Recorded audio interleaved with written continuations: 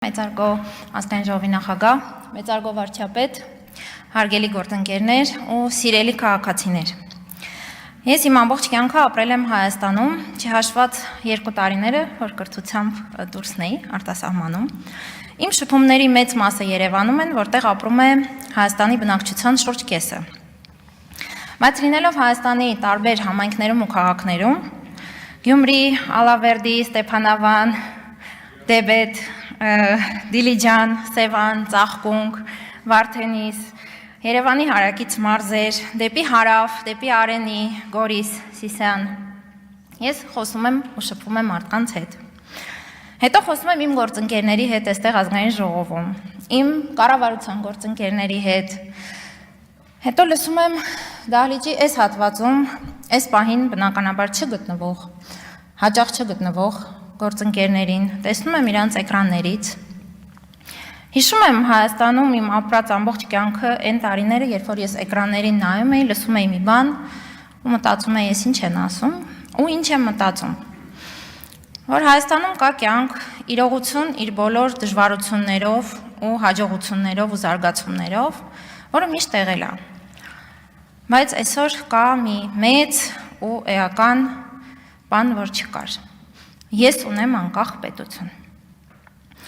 Ես ունեմ իմ պետության մեջ ապրող քաղաքացիներ, որոնք գիտեն, որ իրենք ունեն անկախ պետություն։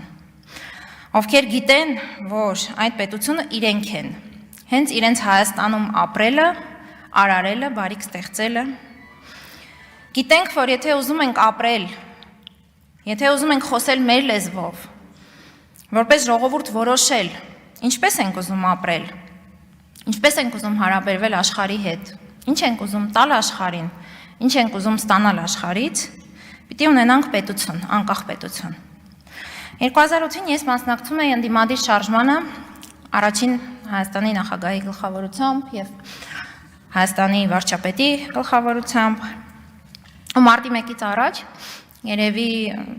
մի քանի օր առաջ, երբ որ ամենամարդաշատ հանրահավաքներն էին, խանդավառությունը օդում էր կանգնած, ես տուն էի գնում մի օր հանրահավաքներից ու երթուղայինի մեջ կար անհավանական զգացողություն հույսի ու հավատի։ Ու ես այն ժամանակ 19 տարեկան էի ու իմ ամբողջ մարմնով ու մտքով ու սրտով ազատություն էի ուզում։ Ինչ եղավ հետո, բոլորս գիտենք։ Դա տարիներ հետո, արդեն 2018-ին, ես ու իմ շատ ընկերներ, արդեն շատ ավելի հասուն էինք ու իհարկե խանդավառությունը կար 2018-ի հեղափոխությանը, շատ մեծ, բայց արդեն գիտենք, որ նաև պատասխանատվությունն է ահռելի լինելու։ Ոչ մեկս իհարկե չէր պատկերացնում, թե ինչպիսի պատասխանատվություն էր սպասվում մեզ, չեմ խոսում 44 օրյա պատերազմի մասին ու դրանից հետո, ու պատերազմից հետո տարիներ էին պետք, որպեսզի նորից հասկանանք, ուշքի գայինք, թե ինչպես ենք ապրելու, վերագտնենք մեր հույսը ու հավատը։ 2023 թվականին կառավարության կատարողականի ժամանակ ես ելույթումս խոսում էի լավատեսության հիմքերի մասին։ Դրանք էին իմ ժողովրդի պետության տերը լինելու եւ իրական ընտրությունների միջոցով իշխանություն ձևավորելը, տնտեսական զարգացումը,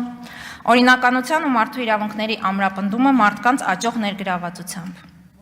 Այսօր ես ավելի քան երբևէ ունեմ հավատ, որ մենք ճիշտ ճանապարհի վրա ենք։ Պետություն ունենալու համար մենք նախ ազատ մտքով, իրավագիտակից, կրթված քաղաքացիներ պիտի ունենանք, ու մեր բոլոր ջանքերը ուղղված են ծնված օրվանից Հայաստանում մեր երեխաների, մեր ընտանիքների հանրության համար այս հնարավորությունը ստեղծելուն։ Չկա ոլորտ, որտեղ ես ծանոթանամ պետության կողմից իրականացվող ծրագրերին ու չտեսնեմ մտածողության էական փոփոխություն, մոտեցման էական փոփոխություն դեպի քաղաքացին, դեպի ազատ մտածող քաղաքացին, որին սեփական պետությունը, այսինքն ինքը, հենց ինքը հավաքական առումով ինքը տալիս է հնարավորություն աճի, զարգացման։ Ես մի մեջբերում եմ ուզում անել երեկվա մեր քննարկումներից։ Մեր կրթական համակարգը տևական ժամանակ հիմնված է եղել միսիան վրա, որը գիտելիքն է։ Ժամանակակից աշխարհն այդպես չի աշխատում։ Գիտելիքը ամեն վայրկյան կարող է հնանալ կամ թարմացվել։ Ամենակարևորը այն հմտություններն են, որոնք պետք է օգնեն տարբեր իրավիճակներում այդ գիտելիքները դրսևորելուն կամ գտնելուն եւ ունենալ արժեքային համակարգ, որը քեզ թույլ կտա ճիշտ ընտրություն անել, թե որտեղում ու ինչ ձևով կիրառես այդ գիտելիքը։ Սա երեկվա հարց ու պատասխաններ իմ գործընկերոջ պարոն Եղոյանի եւ տիկին Ժանա Անդրեասյանի միջև։ Օրինակ կրթության ոլորտում այս մի նախադասության մեջ պարփակված է թերևս մեր անելիքի ու մեր մոտեցման փիլիսոփայության մի մեծ մաս։ Այս մտքի առարկայացումը կյանքում ես չեմ պատկերացնում իմ դպրոցական տարիներին, իմ ուսանողական տարիներին, կար պաթոս ու ձև ու պաթոս ու ապօրինություն, աջ ու ձախ, վերև ներքև, հարկ վճարել, պետության կողմից դրա կարևորության մասին պրոպագանդա, պետությունն ու հարկը նույնացնել, չկային սենց բաներ, չկային, որտև պետք չէին վասալներին, կարևորը քեշներ, որը պտտվում էր հատկապես ընտրությունների ցիկլում, սահուն, բայց իհարկե բոլոր առումներով թշվառ ու ապագան սպանող։ Այսօր ես ունեմ պետություն։ Ես ու Հայաստանի Հանրապետության բոլոր քաղաքացիները ունենք պետություն, որը աշխարհի հետ խոսում է սուվերենի դիրքից, մեծից փոքր, հյուսիսից հարավ, ու որ շատ կարևոր է, բոլորը խոսում են իմ պետության հետ, իբրև սուվերենի։ Անգամ նրանք, որոնք շատ ցավով են դա անում, ստիպված են դա անում, բայց անում են։ Դրա վառ ապացույցն են խոսույթի այն փոփոխությունները, օրակարգերի փոփոխությունը, որը մենք տեսնում ու լսում ենք բարձրաստիճան հանդիպումներին եւ փոխայցելություններին։ Այստեղ հիշեցի շարունակաբար ու համառորեն ինքնալուստրացվող սուբյեկտներին, ամենակալիբրովից մինչև ամենաանկալիբր,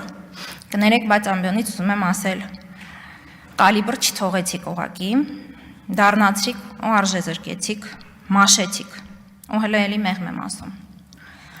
Դաշնակից մինչև օլիգարխ, Վանեցյանից մինչև Վարդանիկ, ուխտազանց բարձրաստիճան վեղարավորներ,